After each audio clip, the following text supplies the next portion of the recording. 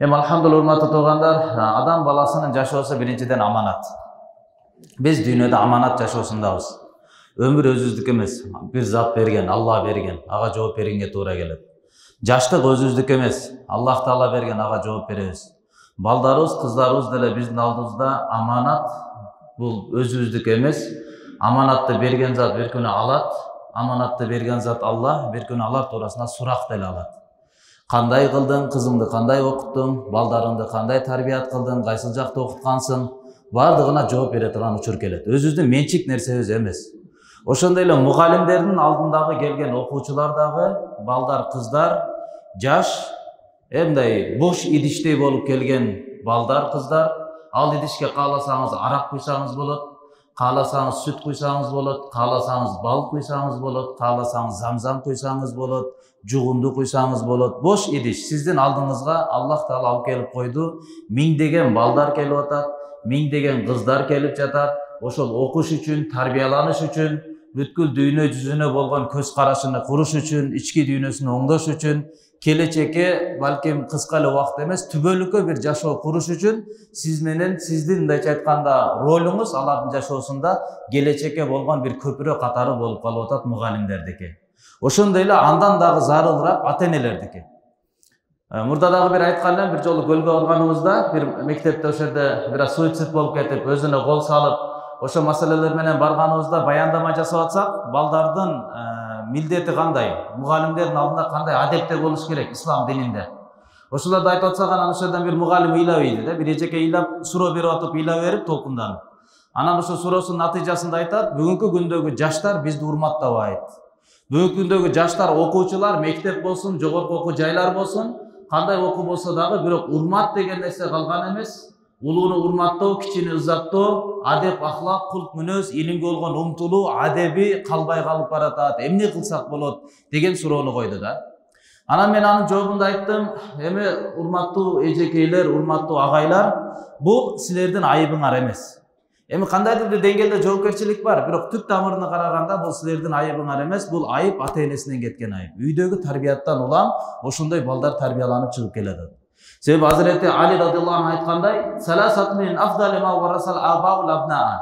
Үч нерсе бар, ата-энелер өздөрүнүн балдарына калтыра турган эң жакшы мурастардан үчөө бар дейт да.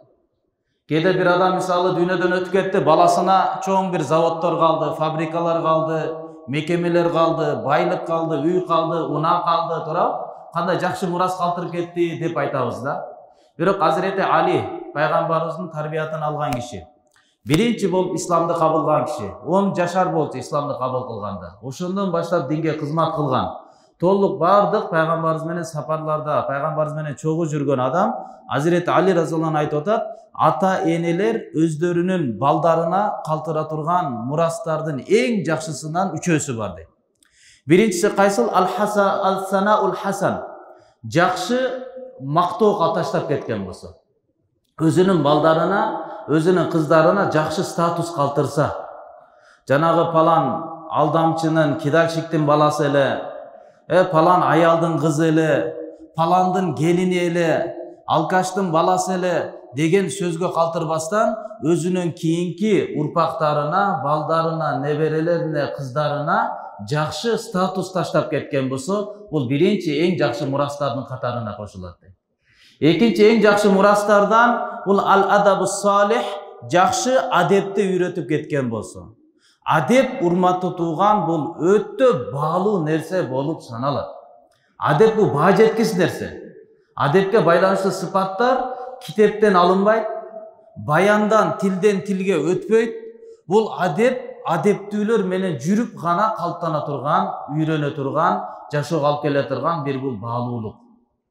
Ата-энеси кандай адепте болгон болсо, кандай көз карашта болсо, улууларды кандай урматтаса же урматтабаса, уяттуу болсо же уятсыз болсо, абийирдүү болсо же абийирсиз болсо, патриот болсо же патриот болбосо, дүйнө парас болсо, алчный болсо же дүйнөгө болгон көз карашы алыс, өзүнүн жашоо максатыны түшүнгөн адам болсо, кандай сыпатта алдамчы, жалганчы, ошол сыпатта баласы эле анын көчүрмөсү, ксерокопиясы болуп, баласы деле, кызы деле ошондой эле негизде адепке калыптанып чоңоёт да, урматтуу туугандар.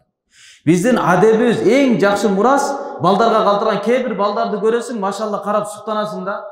Өзүңдүн теңдешиң мектепте окуган, университеттерде чогуу окуган, өзүңүздүн эле ошо теңдеш болуп жүргөндөр, же кесиптешиңиз, же болсо кошунаңыз, ушундай балдар бар, карасаң өтө аракетчил, жалкоочулук деген сыпаты жок. Адилеттүү, эмне сүйлөсө, эмне чечим чыгарса, адилеттүүлүк табиятына калыптанып калган. Сүйлөсө чынчыл, убадасына бекем, так, таза, маданияттуу, кандай карап туруп суктанасың да, ушундай адам болсом кана эле депчи. Бул каяктан алды мындай баалуулукту? Окуп китептен алып алдыбы? Же базардан сатып алдыбы? Ата энесинен улам буга мурас болуп өткөн эң чоң баалуулук эле бул адеп ахлактуулук. Эң жакшы мурастар бул адепти ата энени карап туруп балдар калыптанат экен да. А бизде ушундай болуп калган, биз тарбияттан өзүбүздүн колубузду жууп койгонбуз. Кичинекей кезинен эле мисалы бир аз эле башыбызды ооруп баштаса, балдарыбыз менен көңүл ачканды, балдарыбыздын көңүлүн көтөрүп, келечектеги тарбиятына бир жол салганды каалабайбыз да, дароо эле өзүбүздүн ишибизди кылыш керек, бизге дүйнө керек, эс алуу керек, тамак керек, оюн керек, аларга эмне телефонду карматып коебуз да, мен мону чукуй бер деп отургузуп коебуз.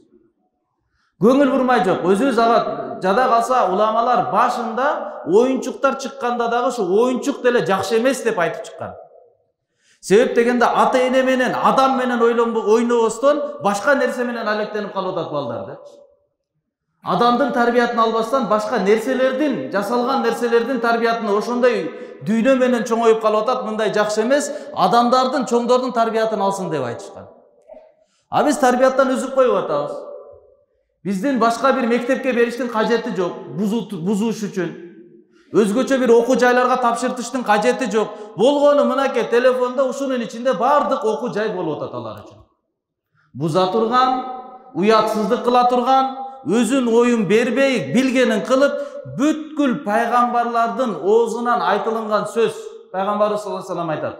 Бүткүл пайгамбарлардын оозунан айтылган сөз болгон. Канча пайгамбар келсе өзүнүн коомуна насаат айтып айткан, «Ида лам тастахи фаснама бима ши'та», качанда сен уялбасаң, уятың жок болсо, абир намаз деген жок болсо, билгениңди кыла берген.